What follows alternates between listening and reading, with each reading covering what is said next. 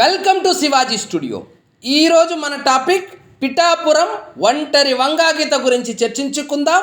మీకు ఈ వీడియో నచ్చినట్లయితే లైక్ చేయండి, షేర్ చేయండి, ఛానల్ మాత్రం సబ్స్క్రైబ్ చేసుకోవడం మర్చిపోవద్దు.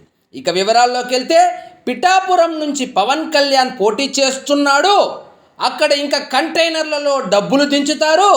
రాష్ట్రంలోని పెద్ద పెద్ద వైఎస్ఆర్సీపీ లీడర్లంతా అక్కడే మకాం వేసి ప్రచారం హోరెత్తిస్తారు. మండలానికో ఇన్ఛార్జ్, పంచాయతీకి ఒక ఇన్ఛార్జ్, గ్రామానికి ఒక ఇన్ఛార్జ్, ఇంటికో ఇన్ఛార్జ్, ఓటర్కో ఇన్ఛార్జ్ అని తెగ ప్రచారం జరిగింది. కట్ చేస్తే అన్ని సర్వేల్లో పవన్ కళ్యాణ్ ఈసారి పిఠాపురంలో అత్యధిక మెజారిటీతో గెలుస్తాడని రావడంతో ఆ కంటైనర్లు ఎటుపోయాయో, ఆ ఇన్ఛార్జులు ఏమయ్యారో, ఆ స్టార్ క్యాంపెయినర్లు ఎక్కడ ఉన్నారో వెతుక్కుంటూ ఉన్నారు వంగాగీత. మరోవైపు ఓటుకు 10,000 ఇస్తారు అని గ్రౌండ్ లెవెల్లో విస్తృతంగా ప్రచారం జరిగింది.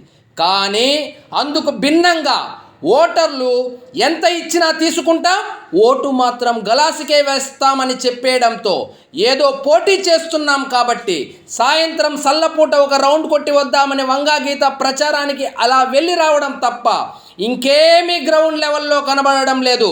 వైఎస్ఆర్సీపీ క్యాడర్లో అసలే గ్రూపు రాజకీయాలు. దొరబాబు వర్గమే కాదు, దొరబాబు కూడా ఎక్కడ ఉన్నాడో, ఏం చేస్తున్నాడో ఎవరికీ అర్థం కావడం లేదు.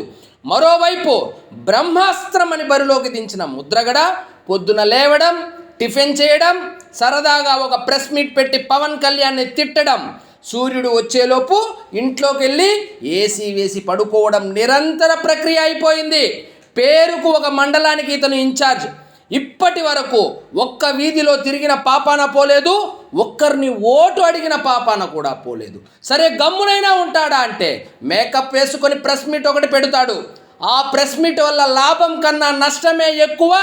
అసలు ఇతన్ని ఎందుకు పార్టీలో తీసుకున్నారు అని వైఎస్ఆర్సీపీ క్యాడర్ మొత్తం అసహనం వ్యక్తం చేస్తున్నారు.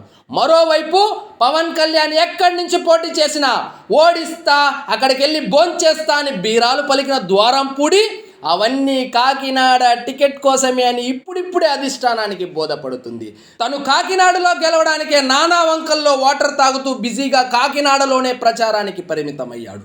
మరోవైపు ఎంపీ అభ్యర్థి అయిన చలమలశెట్టి సునీల్ అప్పుడెప్పుడో అనంతబాబుతో ప్రచారానికి వెళ్ళాడు.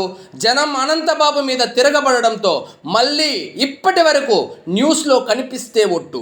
చివరగా మిథున్ రెడ్డి వైఎస్ఆర్సీపీ బలంగా ఉండే రాజంపేటలో గెలిచేసి ఏదో పెద్ద మాస్ లీడర్ లాగా గోదావరి జిల్లాల్లో హడావలి చేస్తూ వ్యాపారాలు చేసుకుంటూ ఉండే ఈయన వ్యాపారాల అవసరాల నిమిత్తం కాకినాడ వెళ్ళడం, చుట్టం చూపుగా పిఠాపురం నాయకులను పలకరించి వెళ్ళిపోవడం, వచ్చినప్పుడల్లా ఏదైనా సంచి తెచ్చాడా, ఇస్తాడా అని నాయకులు కారు డిక్కీ వైపు ఆశగా చూడడం, ఆయన మాత్రం 4 మంచి మాటలు చెప్పి ధైర్యం చెప్పి వెళ్ళిపోవడంతో వైఎస్ఆర్సీపీ నాయకులు కంగు తింటున్నారు. ఆ సంచి ఎప్పుడు వస్తుంది, అసలు వస్తుందా రాదా అనే కన్ఫ్యూజన్లో సతమతమవుతున్నారు. ప్రచారం అని మొదలు పెడితే రోజుకు 10 లకారాలు లేస్తుంది. సంపాదించుకున్న వాళ్ళు దొరబాబు, ద్వారంపూడి బ్యాచ్ ఒక్కరు కూడా రూపాయి బయటకి తీయడం లేదు. వస్తుంది అనుకున్న సంచి ఇప్పటిదాకా రాలేదు. అసలు ఏం జరుగుతుందో అయోమయంలో వైఎస్ఆర్సీపీ క్యాడర్ సతమతమవుతున్నట్లు సమాచారం. వంగాగీత మాత్రం ఒంటరిగా ప్రచారం చేసుకుంటూ వెళ్తున్నారు.